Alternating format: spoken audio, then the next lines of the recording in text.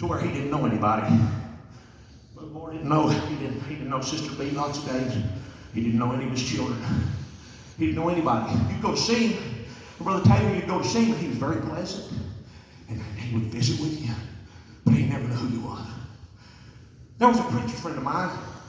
Him and his wife was going to go see Brother Moore, and he told his sister, and his sister said, I want to go with you. And so they was making a pretty long drive, 2 or 3 hour drive to there. While they was driving, this man's sister was a song leader in his church. Great song leader. I've heard her lead singing lots of times, powerful song leader. She'd been having trouble with her voice. She'd been having some other physical trouble, and she'd been having some, and you know how stuff like that does, it messes with your mind. So she was pulling out in her spirit. So on the way to see Brother and Sister Moore, she told her brother, she said, I just want you to know I'm going to quit leading singing. I'm not going to lead singing anymore. She said, I just can't. She said, physically I don't feel able. I'm just mentally not in a place to do that. And she said, I'm not leading singing anymore. I'm through. And he looked in the mirror and he said, sis, I don't think that's the right idea. I don't think that's what you should do. But Pastor, your family's interesting. And Pastor mine, he said, love y'all. Pastor, your family's interesting. And so she said, well, that's what I'm going to do. I'm just going to tell you. And they got there and they visited Brother Moore. And Brother Moore, they were lifelong friends with these people. And Brother Moore never knew who they was, and he was pleasant. And when they got up to leave, they prayed a prayer, and then they went, and then the brother went over and he shook Brother Moore's hand. Brother Moore said, come back and see us. And we're glad to have visitors. And the sister went by, his wife, and shook Brother Moore's hand. And then his sister went by and shook Brother Moore's hand. She said, Brother Moore, sure was good to see you. He said, come back and see us. And she started to let go of his hand, and all of a sudden, Brother Moore said, halt! He said, God said, don't stop singing.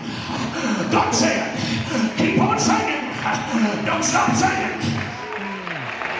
Hallelujah. You said that was Brother Moore. I come to tell you there's going to be others. I said there's going to be others. Oh yeah, do I enjoy, but I got news for you, brother. Let's don't throw everybody out and say no.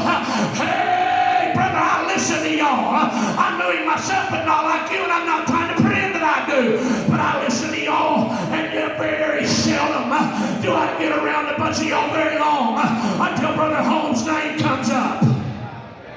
Are y'all here? His name comes up. I remember him. I remember listening to him. Come on now from time to time, but I got news for you. Thank God for his legacy. But there's going to be others. Oh, y'all ain't getting that like I wish you was. I said there are going to be others. Would you just indulge me just a minute and let me show you how this works? Man, I'm hurrying. Can I show you how this works? Is it okay?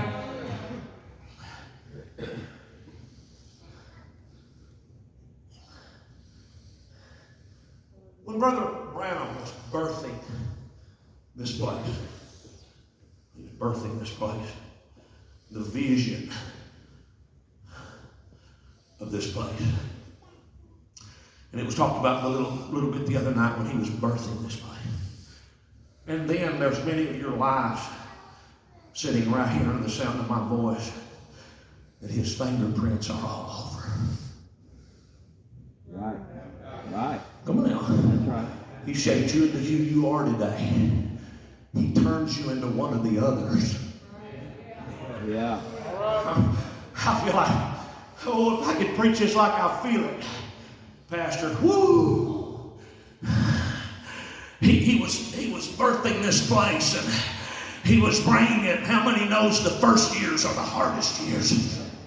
I don't care what you're doing. That's the way that it is.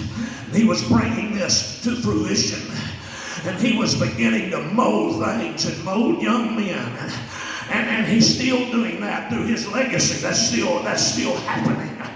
But see, what we didn't know, and what you didn't know, and what even he didn't know, was out in Virginia there was this quiet, unassuming fellow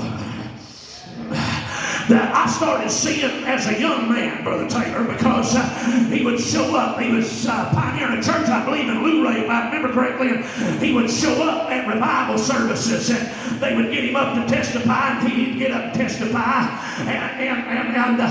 but he was kind of seemed like about half inverted a little bit, and kind of quiet and shy, and after church, oh, come on now.